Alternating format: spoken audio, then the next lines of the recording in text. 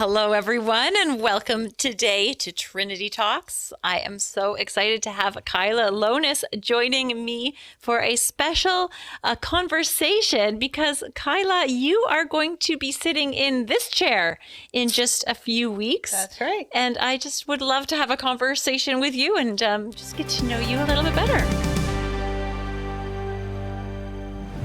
You know how we start Trinity Talks, right? Of course. With a game. Of course. Because it's always more fun with a game.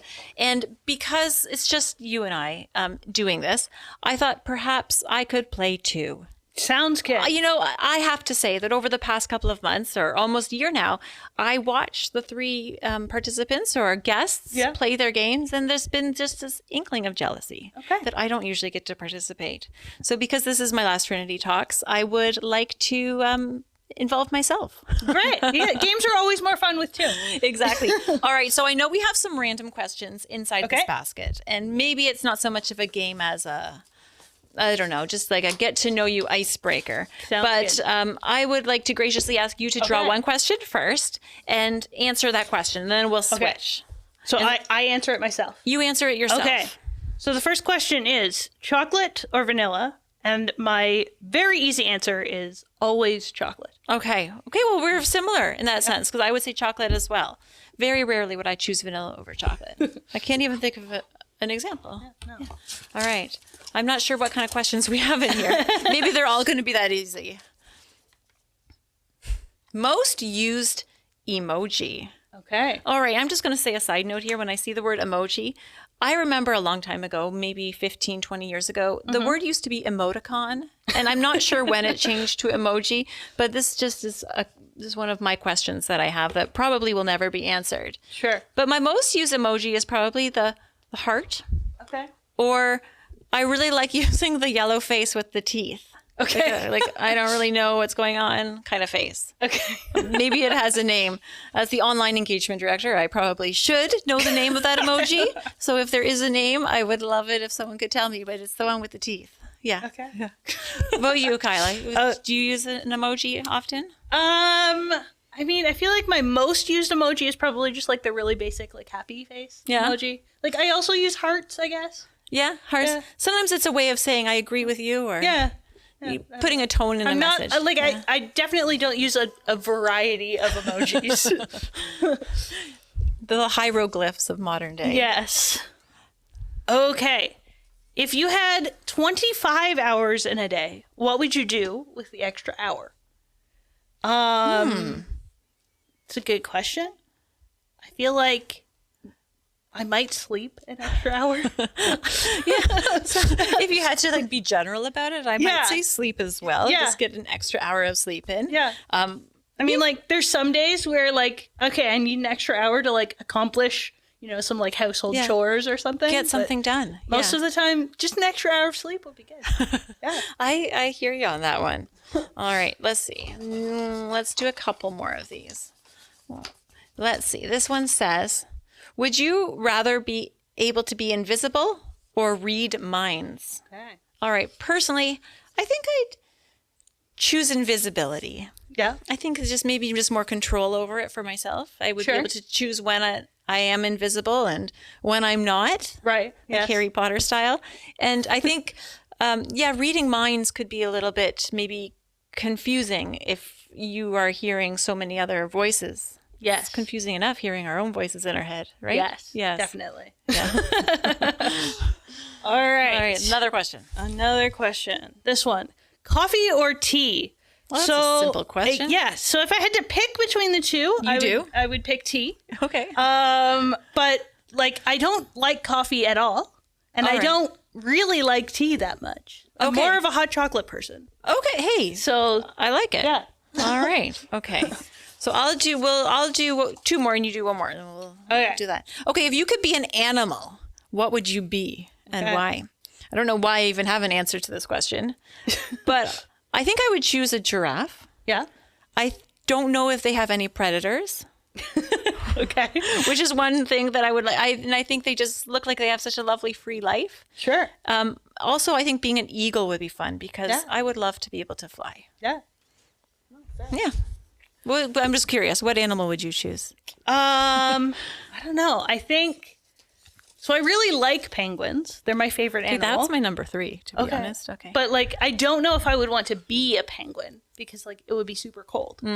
But also like they all huddle together and keep warm, so like it might be fine. Right. Yeah. Okay. There's pros and cons to being a penguin like anything else. Yeah. Okay.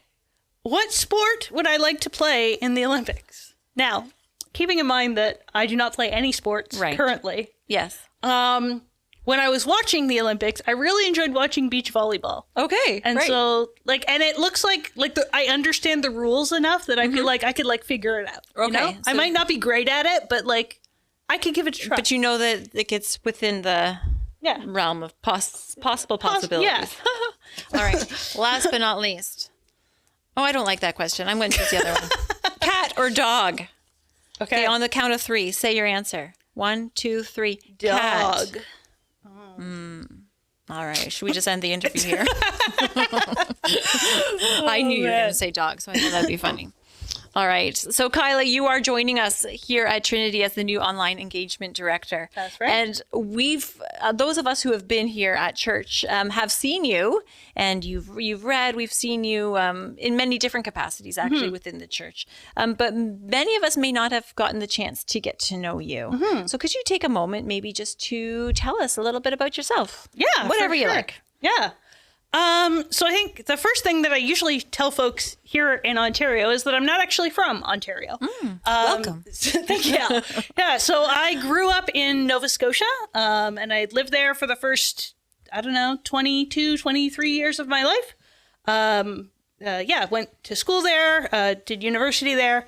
And then the first time I moved to Ontario was in 2019. When I actually came to attend Wycliffe College to do my master's in theology there. Of course, 2019 was followed very closely by 2020 when the COVID pandemic sort of started in Ontario. And so I was actually only here for less than a year before I moved back out east because it didn't make a lot of sense to keep living in downtown Toronto in the middle of a pandemic. Right, when you're isolated. Yes, exactly. So went back and lived with my parents in New Brunswick for a couple of years. And then I moved to Mississauga in 2022 when I got a job in Mississauga. And I've sort of been hanging out here ever since.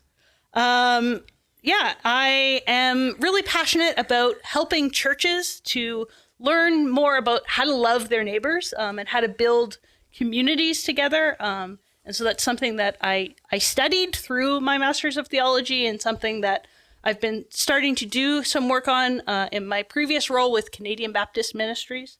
Something that I'm hoping to sort of figure out how we do that well in Trinity for our in-person and our online congregations. And then in my free time, I really like going hiking and spending some time, especially out like by waterfalls or just sitting out by a lake.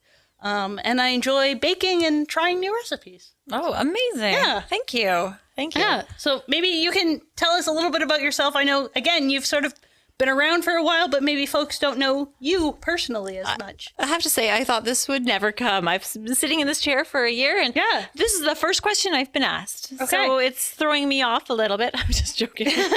But I'd love to share a little bit about myself. I myself am an Ontario native. I grew up here in Ontario, in Sarnia, Ontario. I came from a big extended family. I have a brother and a twin sister. And I just had a lovely upbringing there, lived near the water, Lake Huron. I did go and study biochemistry at McMaster University, and there I met my husband, Elliot. I did train as well to be a teacher, so I have a bachelor's of education in primary junior. Elliot and I did move to England, to London for 2 years. He worked there, and I pursued a master's at the University of Oxford in child development. And when we returned, I did some work in education, private and administrative stuff. And we ended up having 3 lovely daughters, Josie, Cece, and Gloria. And we were living in Mississauga. We moved here, actually, it was for work-related things, and we found Trinity about 11 years ago. Okay. And it really did become a home, and it really has become a family here. So it's been an amazing part of our lives. Now, recently, just about a year ago, we did move to London, Ontario, and that was for work-related reasons for Elliot. And we've been actually loving that new community there as well. Oh, that's great. Personally, I'll just tell you a little bit about some of my interests. I love to go out for walks and hikes as well. I also love to jog. I love to run out in nature. I do like to paint with watercolors. I like puzzles. I like to cook and spending time with my kids and my family. Yeah. Oh, great. Yeah. Yeah. So you are, as you said, you moved to London. You're transitioning out of this role. So wondering, what are you going to miss about this job and being part of this family in this way? Well, I think, like I said, I've been at Trinity for 11 years, well before I even began this role as the online engagement director. So I think the biggest thing that I'm going to miss is the weekly connections with this church family. It has been a wonderful place that has of people that has seen me and my family through some highs and some lows as well. And it's where I really came to know and connect with Jesus on a very deep and beautiful level. So I think I'm going to miss just those connections here at the church, as well as the music ministry and the teaching and the sermons. In this role particularly, I think I'm going to miss those specific connections that I've made with the online crowd. Sure. Many of them I have learned, or many of you, I've learned your names. We've talked, we've communicated over emails or over the phone or over Zoom, and it has been just such a privilege to be able to meet and connect with people in that way. So I think I'm going to be missing that. I also think I'm going to be missing some of the technology work, that a little bit of a skill set I developed here that I didn't know I had. So there's definitely been some fun, creative elements relating to the technology, website, social media, that I will be missing, and then maybe looking to integrate and implement into the next steps of wherever I go. Yeah. Oh, that's great. So you've been in this role for around a year or so. Yes. What are some of the things that you have learned during this time? All right. Let's just stick with technology. Yeah. As someone who did not even use Facebook, I would say that I have learned so much about the technological aspects of communication. I've learned how to build a website and to update the websites. That's a big thing. But I think I did the podcast. So if you haven't downloaded our podcasts on Spotify, those are great. They're wonderful tools to be able to listen in. But I think what I've learned is, I think I've just learned that people are really what make the church. And being able to do things like I'm doing right now, like sit down with you and hear your story and to hear your wisdom and to learn about your experiences, that's what really just sort of strengthens the fabric of a church community. And I think that being able to do that professionally has encouraged me to want to do that maybe outside of the professional realm a little bit more as well. So I think I've learned that sitting and taking time to hear the stories of other people, to share experiences non-judgmentally, can really, as I said, help to strengthen the fabric of a community, which I think is really what we're intended to do. No, that's great.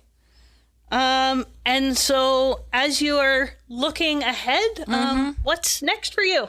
Well, we are settled now in London. So if anyone is out in London, Ontario, we would love to host you over at our house. We have a nice yard that backs onto a conservation area. So it's very beautiful. Love to have some guests over. No, in just a couple of weeks, I will actually be starting to teach in a grade 4-5 split class. So I will have my own classroom at a school not too far from my house, and I'll be transitioning into being a full-time classroom teacher. So sort of dusting off literally the old books and the old supplies and getting back into the swing of things that way. And just balancing the daily life of kids and their activities. And then looking as well to find a church in London that we can connect with there. We would love to stay connected with Trinity, but of course we also know that having a home church and a home community nearby is very important. So we will start the journey and exploring a new faith community in our new city. Okay. Yeah. Yeah. That's it. That's great. That was wonderful to be able to share and talk like that. Yeah. No, it's good to learn more about you and where you're at. And of course, folks have been sort of following you and connecting with you for so long. It's nice to be able to see you off into the next thing. Well, I appreciate it. it. And I would appreciate the prayers too as we look for a new church as well from you. But you, Kylah, yes, we're moving into you. You are going to now be filling this chair in just a little while. Yeah. So I'm wondering if you could tell us a little bit maybe about your experience here actually at this church and maybe with things you love about the church as well. Yeah, for sure. Yeah. So like I said, I moved to Mississauga in 2022. And when I moved here, things were still very much in sort of a lockdown state. And so actually for the first month or so of my interactions with Trinity, we're all online. We're watching our services being live streamed, and there was no in-person congregation at that point. Right. And so after doing that for about a month, things started to open up a bit more. And I came to my first in-person service at Trinity, I think it was in March of 2022. Okay. And since then, just finding whatever ways I can sort of help and support the ministries that are happening here. A lot of my connections have sort of happened informally through conversations with people or through, so you mentioned like sometimes I'm reading scripture or helping to do the media stuff at the church, and all of that came about because somebody said, "Hey, we need somebody to do this week. Can you do it?" And I said, "Sure, why not?" Yeah. So there's been some of those connections, and then also in the last about year and a half or so, I've also been serving on Trinity's board. And that's been a really good experience just to get to understand a little bit more about how the church works, how an Anglican diocese works, and just what are some of those things that are sort of happening behind the scenes that I think actually gives me a really good sort of frame of reference for coming into this job. Absolutely. And I also, in the past year, helped to coordinate a neighborhood assessment team that took place here at Trinity. So we sort of did, we spent, I think it was about 8 weeks going through looking at different areas of our neighborhood, looking at what are some of the needs, what are some of the assets and the strengths and the challenges, and figuring out how can we as a church really serve our community best. And so that was, again, a really good opportunity for getting to know the church a little bit more, getting to know the community a little bit more. And I think has well positioned me to go into this role. Definitely. And I would just love to comment that I remember back in March, I believe, it was either early March or late February, when I had you and the team on from that assessment. And we had a wonderful conversation. So we do have an episode of Trinity Talks dedicated to the neighborhood assessment. And if you have not seen it and would like to watch it, please make sure to find it on YouTube or again on our podcast, Spotify. And it was a really informative conversation. I remember that. Yeah. So what are you looking forward to perhaps most in this new role for you? Yeah, I think first and foremost, I feel like I'm coming into this role as a learner, as someone who, has all of these connections and maybe has some ideas, but I really want to start by just laying some groundwork for myself, getting to know who are these people who are tuning in, who are connecting with us, and then getting to know, what are some of the things that our online congregation would love to see happening.